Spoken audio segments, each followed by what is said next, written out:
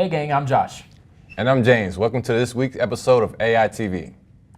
First announcement this week is for all culinary students. Don't miss out on a chance to travel to Italy next year. Offered as a national recipe contest, the winning teams will receive an all-expense-paid trip to Italy for 2 whole weeks. See your culinary director for details. And speaking of delicious food, make sure not to come to class this Thursday or Friday as the school will be closed for Thanksgiving. Enjoy your turkey and time off. And with the recent movie night showing of Jurassic Park, we send it out to Brandon with the AI Student Film Panel. Take it away, Brandon. Hi, welcome to our fourth AI panel, I believe. I'm Brandon, and today we're going to be talking about our most recent movie night film, sponsored by Film Club, and that was Jurassic Park. Now, for those of you who haven't seen Jurassic Park, I'm sure there's none of you that haven't seen Jurassic Park. Let's just get right to the questions.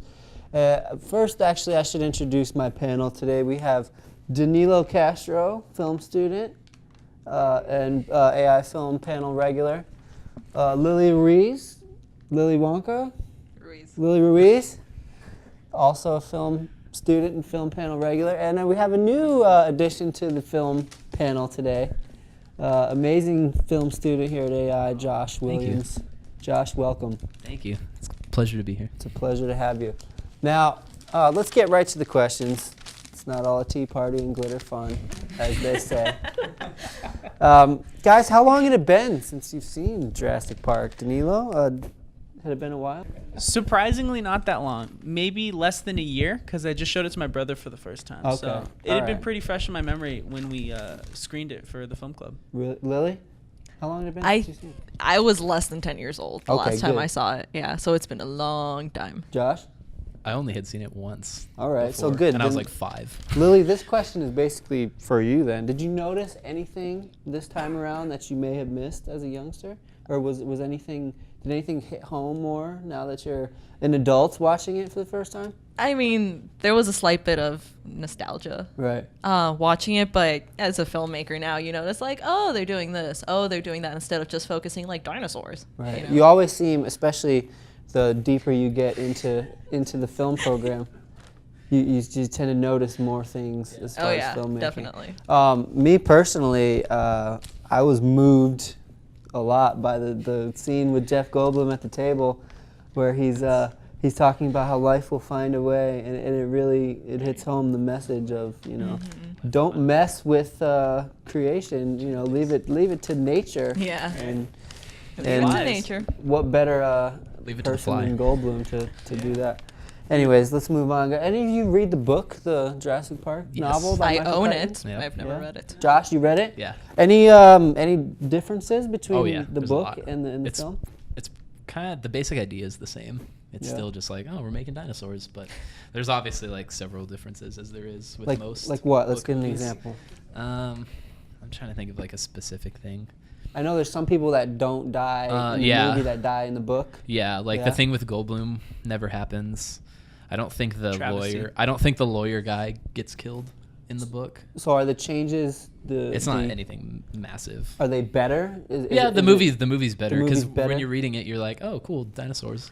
Why do you think the filmmakers, Spielberg basically, why do you think Spielberg made the decision to switch it up from Crichton's novel? Probably to do more with like, just because Spielberg always tends to go over the top. So he was like, let's have a fucking T-Rex eat this guy. Beep.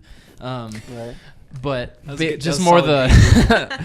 I'm not sure what the. But so probably just like, oh, it's cool to see a T-Rex eat a guy because it's always cool. Like when the T-Rex first shows up and Yeah, yells, that's- you're always like, whoa, that's right great. there. That's one of my And favorites. so, I don't know. I think he just wanted to take it because it's cool to write it, but I think Spielberg was excited at the idea of like bringing it to life. Right.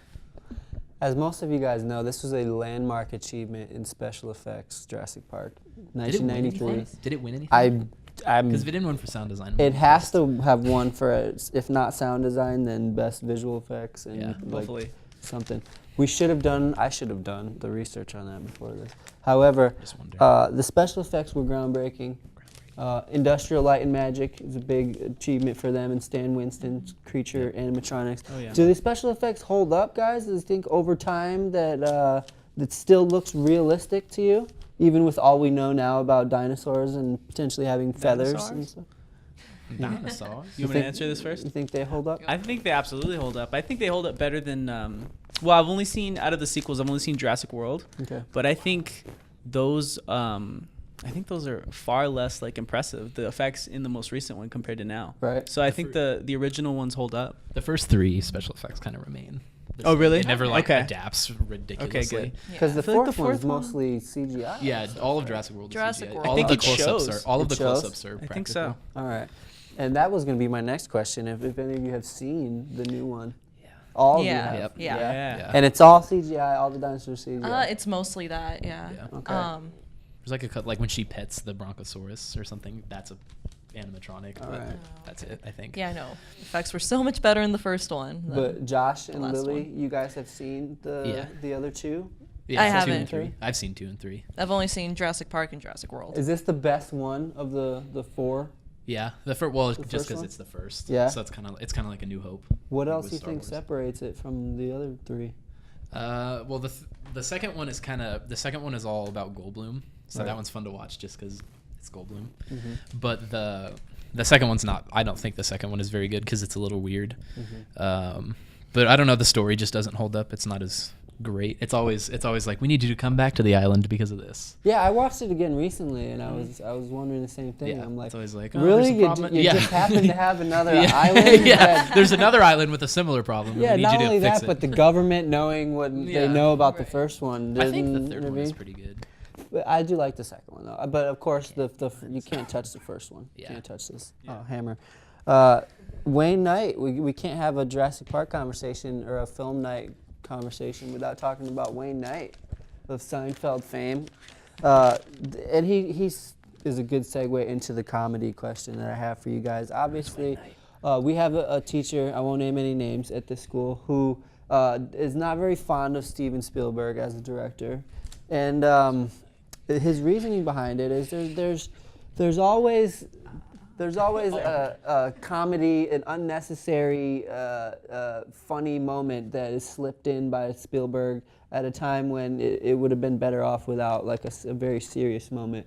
And I couldn't help thinking about that during this most recent screening of Jurassic Park, the original, when the T-Rex first attacks the explorers and the kids, and Goldblum's like, well, when you gotta go, you know, which I liked. I never thought about it Yeah. until I had Fits this teacher. Goldblum's character, I think. Do you think that how does comedy mix in the film? I mean, does it work well? Would you guys agree with this unnamed teacher that it's better without funny moments like that? I think See? said teacher takes it too far because it's like beep Spielberg for Saving Private Ryan, but Saving Private Ryan's great. You know, who cares about the one scene? Right. And so. Now we're not trying to. Spielberg's great. We're not trying Spielberg's to. great. We're not trying to say anything negative about. No, no, said no, teacher. absolutely We're just not. trying No, to no, do no. point, counterpoint. No, no, point, no. Yeah, back. no. I think the Um, comedy plays well. It makes it a kids movie. Yeah. It makes it watchable for children. Yeah, you 'cause have it to is appeal to everybody. Yeah, it's But pretty over Another, the top. yeah, in other ways. however, this film is one of the biggest summer blockbusters of all time, along with Spielberg's trend with Jaws. It was the same kind of thing. Some people have described Jurassic Park as being a Jaws on land. Sure. Can a summer blockbuster be considered a great piece of cinema, or is it just purely to attract people into the theater? Let's take this one. You haven't answered for a while?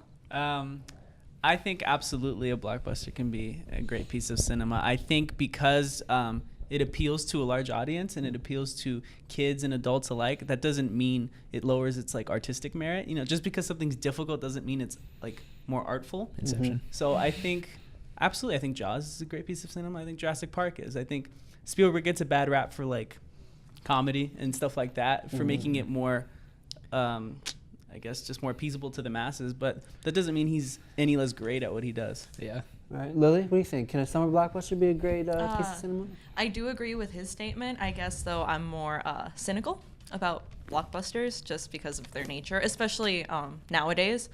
I feel like back in the day with Jurassic Park and taking it further, Jaws, there was a better chance of a blockbuster being cinematically good. Right. Nowadays, I feel like the chances are a lot more slim. Like, it's all about the money now. Not a lot of artistic work goes into it. And I'll agree with you on that. And I will say that Shoot. Beep. Jaws. And Jurassic Park is pretty much is back in the day just Yeah. as much now. Star you know Wars what I mean? with It is back in the day. Yeah, Star Wars, I was going to say. Star Wars. Inception was a summer blockbuster. It was. And that's a But Great there's movie. movies that are made to be summer blockbusters. Yeah, sure. Transformers. And you're right, like Yeah. Transformer. Yeah, Yeah, the first Nowadays- Transformers was great. after what You Nolan shouldn't have done did anymore. Yeah. with the first two Batmans, you throw DiCaprio in the mix, and the people are expecting it to be a summer blockbuster. Yeah. So the times have changed a little bit. Yeah. It's more of a monster. Depends on summer whose We're blockbuster. film more- it is, I guess. Yeah. Like, Yeah, like that's any definitely. others. Definitely going towards the superhero stuff. Oh yeah, lately. for Yeah. sure. Yeah. So That's next another movie conversation. night, which is what's next movie Wayne's night? World. I Wayne's think. World. Wayne's World. That's right. Another So summer Should have been blockbuster. Road Warrior. another Fuck. summer blockbuster that Spielberg directed. Just kidding. Should have been Road Penelope Warrior. Spheris directed Wayne's World. Good For job. anybody? Bonus. I did my research on that. Well one. done. I did do that. So yeah, we're looking forward to that next quarter. Week 7 probably Thursday. Week 7. Sure. Is Aroundish. tentative. That's a We'll see when ballpark the- number that holds up, yeah. Tentative. So stay tuned for that. I want to thank my panel guests once again, Danilo Castro, Lily Ruiz, and Josh Williams. Thanks guys for being here. And so yeah, look out for that Wayne's World screening coming next quarter. And that's it for us down here at the panel. Back to you in the studio. Thanks, guys. Since we're on this subject of movies, let's send it over to Danilo with the Loft Insider. So this week, The Loft is showcasing Steve Jobs, The Assassin, Unbranded, and Labyrinth of Lies. There's also some fun stuff like Mondo Monday staple The Eliminators, cult classic Spirited Away, and the essential cinema showing of Babette's Feast. That feast comes complete with drinks and food, so don't miss a sweet opportunity. Go to loftcinema.com for more details.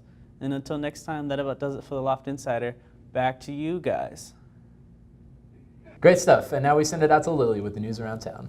So this week, Tucson offers the Native American Social and Indian Craft Market on the 27th, highlighting the area's local artisans and native culture. This free event is a must for any locals looking for a fun weekend.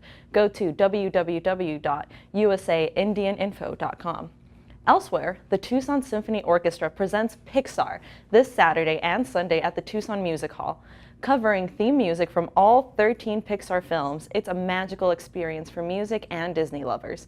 Go to www.tucsonsymphony.org. That does it for the fun stuff around town. Back to our main hosts. Thanks, Lily. And speaking of stuff, don't forget to check out the Bistro menu. Have a great Thanksgiving and have a great week 8. We'll see you around school.